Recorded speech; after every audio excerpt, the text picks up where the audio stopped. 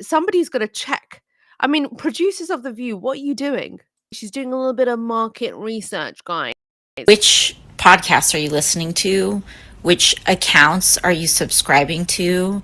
What's your address? What's your cell number? And they're sick and tired of fake politicians. Who are you talking about? Who are you talking about? And they're sick and tired of fake politicians.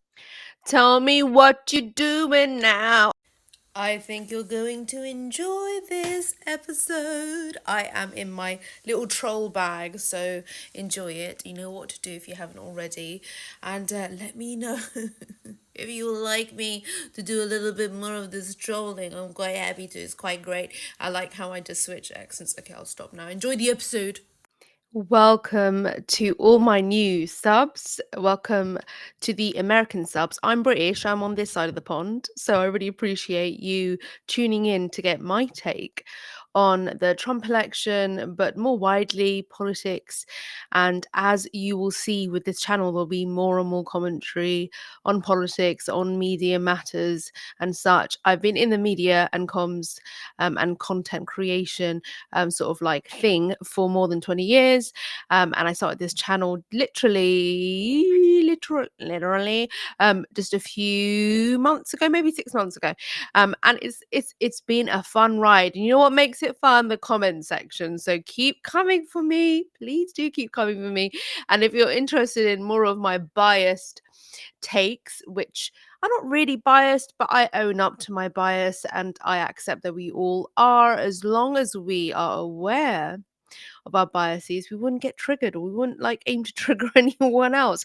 Okay, we're gonna get to this. I'm gonna quickly take a swig of my coffee in my merch mug. Yes, I have merch. Slurpee ASMR. So you guys are great in the comments. I really do appreciate your takes, everything you have to say about what we're witnessing with this liberal media, left-leaning legacy media meltdown. Oh, is it a meltdown?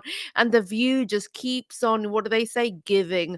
The View is giving, and I have more to give. I have a lot to give. I have a lot to talk about this week, so please continue to stay tuned in. We're going to look at all of the various policy positions that Trump is taking, and how on the ball Trump's comms team has been in order to publish all of these, I think, pre-recorded, pre-scripted, very rigorously scripted videos outlining the policy positions. I think it's so interesting how that's been done. But before we move on to all of that, in the videos coming forth after this one, let's enjoy a little bit more of a meltdown, okay? This one is The View losing their minds over Donald Trump's border czar selection. Look, Donald Trump won the electoral vote. He won. He's going to win the House. He won the Senate. For all effects and purposes, he's got the Supreme Court. They've given him immunity. This is what the country voted for. This is, you know, a lot of people thought that when he talked about mass deportations, he wasn't being serious. I don't know how many times he had to say it for people to realize he was being serious. Well, I think people knew that he was serious, and deportations aren't a new thing. If you thought he wasn't being serious, the appointment of Tom Homan today. Bingo. Let's play bingo. Who knows why deportations aren't a new thing? Which previous president was known for their deportations? Let me know in the comments. As border czar, and he will be in charge of a mass deportation program. This dude, this dude is not messing around. Like, if you know what, if you want to get something done, you want somebody like this on your team. Largest the country has ever seen, they say.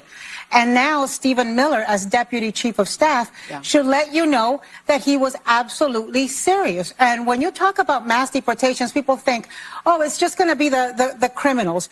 There's not enough criminals, aliens in the federal prison system for it to be mass deportations. What it means is grandmothers. What it means is brothers and aunts. Yep. What it means is abuelos y abuelas. It means dreamers. It means your family members. It means your colleagues. It means your friends. It means people who are part of the society. And look, listen, that's absolutely correct. All of that is at risk. And that's a situation, if you look at it rationally and critically, that is the situation you're faced with when your borders are essentially not there. They are ineffective and have been for a great deal of time. So when a new administration is taking a policy position, they will first and foremost say, right, it's got to stop right now. So no more coming in. Now let's get rid of the ones that have come in. When I'm talking about getting rid of the ones, we're talking about people who are illegally entering a country. Call them whatever you like, label them whatever you like. We're not dehumanizing them. We're not criminalizing them. Well, actually, you are, because what you're saying is this country has a law. If you break the law, then you are essentially a criminal. You are breaking the law. So lawbreakers, let's call them lawbreakers. Let's call them, I don't know, whatever logically makes sense. So first step would be stop it happening anymore. Second would be the most recent influx of lawbreakers, those who are entering without permission, right? Then you would start to look at, okay, that was a pretty big task.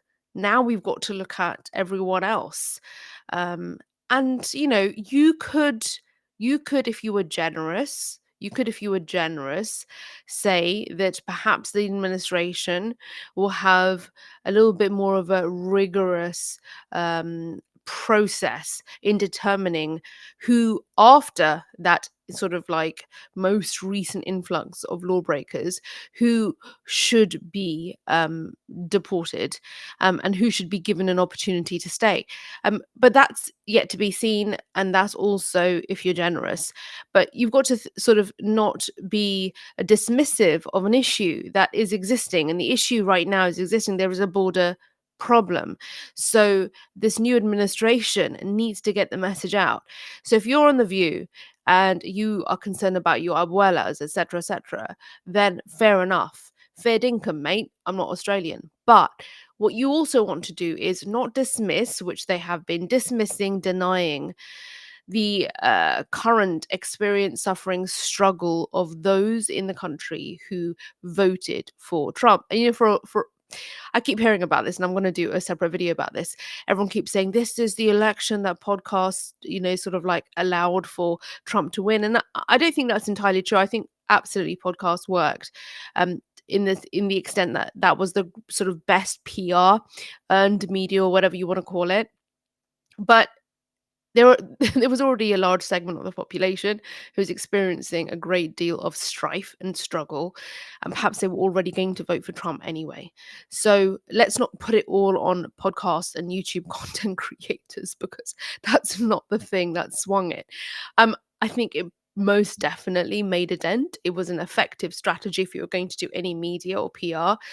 But let's not sort of downplay the effects of a bad economy, the effects of a bad administration and bad policy positions. Let's continue. America, those of you who voted for Trump, this is what you wanted. This is what you voted for. You screwed around and you're about to find out. Why do they've all picked? Listen, I want to know, was it Bryson Tiller? Who was it who said F around and find out? Wherever that came from, I need somebody to tell me, because for months, for a long time, I use it, especially when I'm driving in the car and I'm annoyed with people. But, I'm saying it in my British accent, F around and find out. But now all of them are using it. She's saying screw around and find out. Look at you. Look at how you're talking to the electorate. Look at how superior and snotty and snooty you're sounding. Nervous laughter. That's right. I wonder how long this audience is going to continue to sustain itself, because I don't think it can. Somebody's got to check. I mean, producers of The View, what are you doing? Yeah, that's what I thought. Next up, God, next up, we've got AOC, right? AOC's been doing this thing where she's doing a little bit of market research, guys. AOC like to know, all of you who voted for Trump, what were you listening to? Mate, what the it's not just a podcast. It's not just a podcast. It's their experience. And I just thought, I don't know, for fun, I just screen recorded. This isn't mine screen recording, but I screen recorded the entire Instagram story. I thought I might need to use it. I might need to use it in a stream, and I might. But what is I've got weird nails because I was painting, and then I decided to do some weird mosaic thing with my acrylic paints, as in on my canvas. Right, so tangent. So what Miss AOC is doing at the moment is doing some market research because maybe she's been put up to it. The task has been allocated to her. Please find out using your Instagram, because that's where the kids are, right? Find out how they did it. Which podcasts are you listening to? Which accounts are you subscribing to? I'm interested, like genuinely. Let me know which ones specifically, which accounts, which podcasts, etc. Where do you go at night? What do you eat? What's your address? What's your cell number? I want to know. Tell me. Which podcasts are you listening to? Which accounts Which cereal do you eat? are you subscribing to? Which porn sites do you visit? I'm interested, like Which dating app do you swipe? genuinely. Let me know which I genuinely want to know. Who do you love? one specifically, Who do you love? which accounts, which podcasts, etc. Unbreak my heart. Say you love me, God. Which podcasts And who this person are you listening to? Which worked out of my life. accounts are you subscribing to? I'm interested. There's another one. Another one. You ready? Another one, guys. Another one. What's she saying here? More of the same. She's got the Instagram story thing. Don't. Personally, I don't. I think that a lot of voters really don't like fake people, and they're sick and tired of fake politicians. Who are you talking about? Who are you talking about? And so, what I actually think is worse is saying something you don't believe. And What don't you believe? so, if during the entire time in campaign season, you're saying that you're down, You're down. I wanna be down. you're saying that you're down with trans people Are you down, baby? Are you down? I wanna be down. or like the LGBT community, and then you lose an election, and then the next day you say all that stuff was wrong. I actually think what people are more upset about No one said that. No one said that. What you're doing is trying to say that she wasn't authentic. That's what you're trying to say. You're trying to say she wasn't real. She wasn't giving, okay? is someone was doing something they didn't believe and just saying something. Like if you actually weren't about that life, About that life. About that life.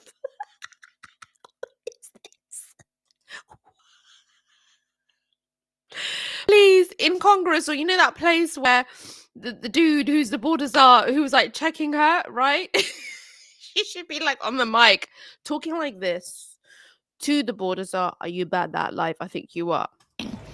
like if you actually weren't about that life, why did you campaign as though you were? Personally, I don't. I think that a lot of voters really don't like fake people, and they're sick and tired of fake politics. Tell me what you doing now. Are you gonna vote for me? Who you watching? What you eating? Where you living? It keeps on going. It's crazy. It is crazy. It is is it loca? or loco? Is it loca or loco? My Spanish is not great. It is not great. It is not great. It is fine. It could do better. It's fine. Anyway, so I was gonna go and do a Trump video straight after this. So make sure you tune in for that. If you want to support the channel, of course, you can do all these wonderful things and like and subscribe and join the channel and me on Patreon. But you could also buy me a coffee. Are you about that life? I hope you are. I'll see you in the next one. I wanna be down. Mm, mm, mm, mm, mm, mm.